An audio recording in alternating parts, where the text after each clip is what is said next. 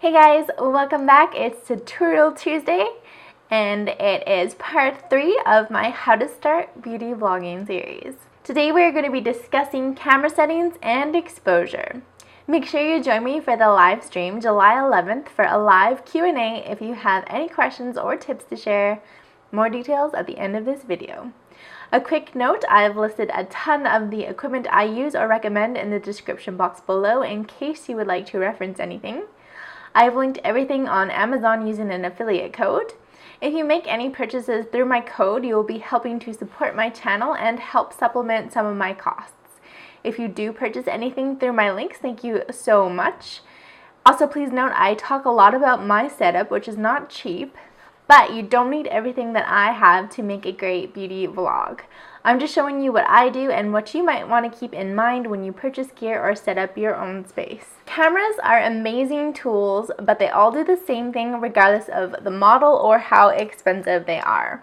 They are all black boxes that capture light. It really doesn't matter which camera you use to vlog, and even your phone can make a great vlogging tool. Knowing a little bit about the settings of your camera, however, can greatly improve the quality of the videos that you do take. Obviously, sometimes you might be filming in a rush or you might forget to change a setting, and that's totally okay. In a pinch, we can always try to fix things up in post-processing. However, capturing the best footage possible in camera will minimize editing time and probably make vlogging a lot more enjoyable. I think the most important things to keep in mind while recording are exposure, white balance, and focus. Let's start with exposure. Exposure is the quantity of light that can reach your camera's sensor.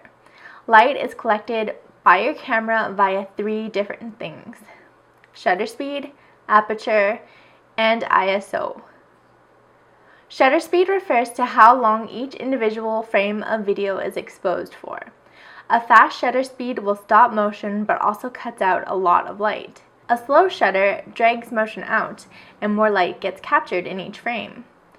In photography, we have a lot of room to play around with exposure. We can drag out our shutters to show flowing water, or we can make our shutter speeds super quick to freeze motion. Video, however, traditionally has a lot less room to play around with their shutter speed. As a general rule, you will want to set your shutter speed to be 2 times your frame rate. Different cameras will let you shoot at different frame rates. Typically, modern cameras let you shoot at either 24 or 30 frames per second. We are completely limited by the settings of your particular camera. You can see on my camera, I am limited by my resolution. At 1920 by 1080 or Full HD, I have to shoot at 24 frames per second at higher normal quality. If I wanted to shoot at 30 frames per second, I would have to shoot at a lower resolution. As a general rule again, you will want to, of course, shoot at the highest resolution capable of your camera. So in this case, I'm definitely going to favor shooting at 1080p versus shooting at 30 frames per second. This is simply determined by the equipment I'm using, and your equipment might be slightly different. On my little vlogging camera, I'm limited to shooting at 30 frames per second. I can't actually select 24 frames per second. Ideally, you'd want all your footage to be exactly the same frame rate, but you can't win all your battles. Oh well. Okay. So I have now determined that my video quality I'll be recording on my 2 main cameras is 1920 by 1080p at 24 frames per second. Now to determine the shutter speed we should be shooting at, we simply multiply that number by 2. So my selected shutter speed would be 1/48 of a second. On my DSLR, the closest that I can get to that number is 1/50th of a second. So in my vlogging room, I can safely set my shutter speed to 1/50 and leave it like that for as long as my lighting situation stays the same. On my vlogging camera, I would again multiply the frames per second by 2. In this case, I'm recording 30 frames per second, so the shutter speed I would select is 1/60. Your camera might let you shoot at higher frame rates. For example, GoPros record at 48 FPS and some cameras have 60p, 120p, or even 240p options. 48p and 60p would really be for fast action and aren't necessary for beauty videos. 120p or 240p or faster are for slow motion video, so not something you'd really have to shoot unless you're doing something like a really stylized fashion or beauty type shoot. You might ask yourself, why do we set our shutter speeds like that? Well, it's mainly because of cinematic traditions and what looks natural or comfortable to us over the history of us watching film. 24 frames per second gives you that cinematic feel and looks really professional. With all the advances in technology, this rule might change in the future, but for now it's a great baseline to use when setting your shutter speed. Now that our shutter speed is locked into place, let's consider our aperture. Aperture is the amount of light that comes in through the lens. Aperture can be a really great tool for creating a professional video via depth of field. Depth of field refers to the amount of blur around the plane of focus. If you select a large hole, a small f number, you will have a small depth of field and the foreground and background will be thrown out of focus. If you have a small hole, a large f number, you will have a much greater depth of field and the foreground and background will be more in focus. Your camera can only actually focus on one plane at a time. So if you and your friend are shooting together, the camera can't focus on both of your faces. It's physically impossible at this point in time unless your faces are on the same plane of focus. So to ensure that you are both in focus, you have to make sure that the point of both of your noses are along the same plane. If someone moves closer or farther away from the lens, they will fall out of focus. Even if your camera shows two faces with face detection, it's simply letting you know how many faces it detects, and that is where the focus priority will be. It still can't focus on both faces, but we'll talk more about focus later on in the video. In general, we can be pretty flexible with our aperture, but I tend to prefer a lower f number, larger hole in our lens, so that the background becomes less distracting. The last factor for exposure is ISO.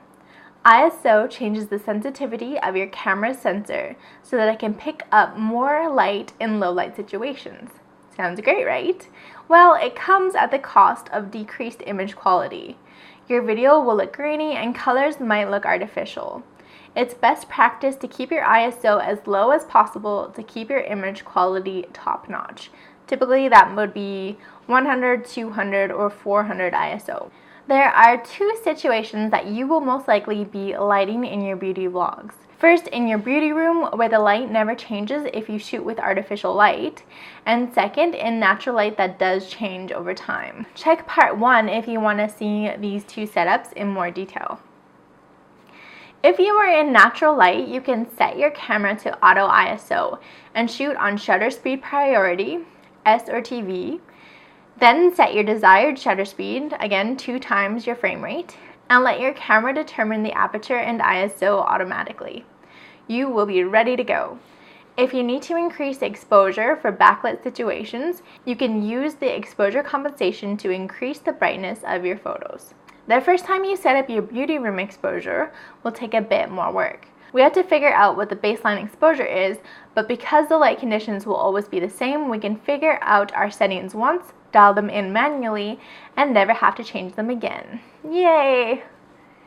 So I'd recommend in your beauty room you shoot in manual exposure mode. Set your camera to M and set your shutter speed to, again, 2 times your frame rate, 1/50 in my case. We can then use a light meter to measure light to figure out what your ISO and aperture should be. Professional photographers will use a tool called a light meter to measure the amount of light in a room. I can just click this button and it will tell me the settings I should use at 1/50th or 1/60th a second under these light conditions. I can adjust the ISO and aperture in combination to fine-tune my setup. You can also get these types of light measuring tools on your phone from the App or Play Store. Just search for a light meter. I found this Photo Friend app on the Google Play Store and it seems to do a decent job. Once you have set all your settings on the camera, you should do some test footage to see if you need to make any adjustments to your taste. Portraits and beauty shots tend to be shot a little brighter, so you might want to increase your exposure slightly by either opening up your aperture or increasing your ISO. Once you have found the perfect exposure settings, you can keep using these settings forever until your lighting situation changes. Okay, exposure is done. The next really important setting we need to think about is our white balance. Light can be different colors that vary from blue to yellow, green to magenta, depending on the light source. Our eyes adjust automatically to different light without us thinking about it, but our cameras need to be told what color light is so that it can match it. If it's a mismatch, your skin tone might look too blue, too green, too red, or too yellow. Think ugly bathroom lighting. If you are shooting under artificial light, check your bulb specifications. They should tell you what the color temperature of your lights are in kelvins. You can then dial the color temperature exactly in your white balance settings on your camera. In natural light situations, it's best to change your white balance settings as you shoot. In daylight, set it to daylight. In fluorescent light, change it to fluorescent. In tungsten, change it to tungsten, etc. Always match it to whatever situation you are shooting for. If you are a perfectionist, you can always set a custom white balance using a neutral colored object like a gray card. White balancing can be really challenging to fix in post, so it's best to do it right in camera. And lastly, let's talk about focus. I'm going to highly recommend that you turn off autofocus and just rely on manual focus for your videos. Fighting with autofocus can be really annoying and unpredictable, and if you are a glasses wearer like me, it can be really hard to ensure that your footage is correctly in focus when you leave it up to the camera but can't really see a preview of what's being recorded. Manual focus will fix all of this. In my beauty room setup, I'm always sitting the same distance away from my main camera so I can manually set my focus, and as long as I don't move outside of the plane of focus, I'm always going to be 100% focused without the camera struggling at all. My lens has a distance meter, which I can set to the distance that my face will be away from it. You can also set up an object like a mannequin head, focus on the head, and then get in the same position the head was just placed. Easy peasy. If someone is next to me, I just have to ensure again that we are both on the same plane of focus so that we're both in focus and good to go. My close-up camera is within reach, so I can just reach out and adjust focus manually on the go. When I'm doing something like an eye close-up, I just have to make sure that my eye remains in the proper plane of focus just by adjusting or not moving my head around too much. It's kind of tricky, but it's very predictable and I never have to fight it. The hardest point is just checking focus when I'm not wearing glasses, which is why I have this giant ass monitor set up about a foot away from my face. My vlogging camera makes manual focus a little bit easier. It has this green focus check that will make these green dots appear on whatever is in the plane of focus, so I can ensure my eyelashes or lips or whatever are perfectly in focus while I'm on the go. I really love this feature, and again, I use manual focus most of the time so I don't have to fight focus on my vlogging camera. So what camera and lenses should you get? In your beauty room, I'd recommend any DSLR that has an HDMI output and a 3.5mm phone jack on it. Aside from that, anything will do. You can get the cheapest DSLR body that records 1080p video, and you will get amazing quality off of it. If you have a little bit of extra money kicking around, you can pay for a full frame body which has a bigger sensor in it. This will give you better image quality, especially in low light situations. I use a Nikon D7000 body for my close-up camera and a Nikon D610 full frame body for my main camera. Now the lenses are where I suggest you invest your money. The kit lenses that come with cameras are often not ideal for beauty vlogging. I'd suggest that instead of using like a normal zoom lens, you invest in some prime lenses that open up really wide in terms of aperture. Look for f2.8 or f1.8 when you are looking to buy a lens. Prime lenses are lenses that don't have any zoom on them. They are set to a fixed focal length. So when you go into a shop, it might just say 50mm or 60mm instead of like 18 to 55mm. The benefit of prime lenses is that they are super sharp and perform really well in low light situations. If you are in a well-lit situation, they can open up really wide and give you those professional soft backgrounds that look amazing. I use an 85mm 1.8 lens on my main camera, but a 50mm 1.8 would also be a great choice. On my close-up camera, I have a 60mm f2.8 Nikon macro lens. Macro lenses let you get super close to the lens and still focus. On a normal lens, you might have to be a foot or more away from the lens to focus at all. But macro lenses let you get super close up, which is very helpful for close-up of products, of eyes, or lip shots. My vlogging camera is this Lumix GF7. I chose it because it has this flip-up selfie screen so that I can record by myself. The camera lets you change the lenses, which is a nice perk. I have a 19mm f2.8 prime lens that again lets you get really close up when shooting. I just wish this body had a microphone jack on it. In general, for beauty shots, the longer the focal length of your lens, the more flattering your result will be. If you have an 18 to 55mm kit lens, I'd suggest you set up for shooting right at 55mm. Wider lenses tend to distort your face, while longer lenses make things look more natural. My vlogging camera's lens is a little too wide for my preference, but it was on a sale, so sometimes cost just wins out over performance. No biggie. Hopefully this video was helpful.